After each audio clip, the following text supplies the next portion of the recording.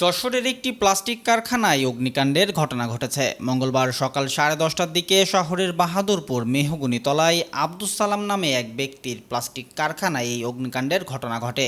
খবর পেয়ে ফায়ার সার্ভিসের 6টি ইউনিট ঘটনাস্থলে পৌঁছে 1 ঘন্টার চেষ্টায় আগুন নিয়ন্ত্রণে আনে। তবে এই ঘটনায় কী পরিমাণ ক্ষয়ক্ষতি হয়েছে তা এখনও জানা যায়নি।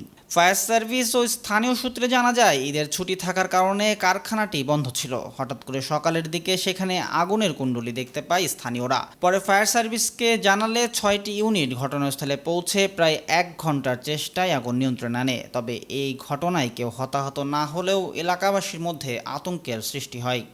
সকাল 10:45 থেকে হঠাৎ ভয়ঙ্কর ধোঁয়া দেখতে পেয়ে ফায়ার সার্ভিসের কাছে ফোন দিয়েছি। তারপর থেকে ভাঙাড়ির দোকানে আগুন লেগেছে। প্রথমে আগুনটা ছিল একদম শেষের দিকে আগুনটা ছিল। তারপর আস্তে আস্তে ভিতর বাইরে মানে সামনের দিকে আসে।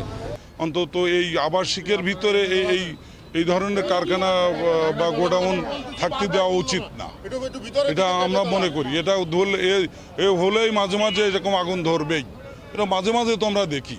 যশোর ফায়ার সার্ভিস ও সিভিল ডিফেন্সের উপসহকারী পরিচালক দেওয়ান সোহেল রানা জানান, 1 ঘন্টার চেষ্টায় আগুন নিয়ন্ত্রণে আনা হয়েছে। তবে কিভাবে অগ্নিকাণ্ড ঘটেছে এবং কী পরিমাণ ক্ষয়ক্ষতি হয়েছে তা তদন্ত শেষে জানানো যাবে। 11:04 আমরা যশোরে আগুনের সংবাদ পেয়েছি। সঙ্গে সঙ্গে যশোর থেকে 4টি এবং সেনানিবাস থেকে 2টি 6টি ইউনিট আমরা দ্রুত এসে আগুনের কাজ করতেছি। 11:40 আমরা আগুনটা সম্পূর্ণ নিয়ন্ত্রণ করেছি। এখন ড্যাম্পিং ডাউনের কাজ চলছে। যেহেতু এটা প্লাস্টিক জাত দ্রব্য অনেক স্তূপ করা আছে, পাশে বাড়ি এবং সাইডে দোকানও আছে। আমরা দোকানটা এবং বাড়িটা দুটাই সেভ করেছি। কী কারণে আগুন লেগেছে এটা আমরা পরবর্তীতে এবং ক্ষতির পরিমাণ কি এটা তদন্ত করে পরে বলতে পারবো।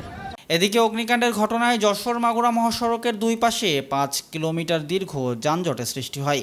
এতে ভোগান্তিতে পড়েন ঈদের দ্বিতীয় দিনে এই মহাসড়কে যাতায়াতকারী যাত্রীরা। Raihan Siddique, voice of tiger.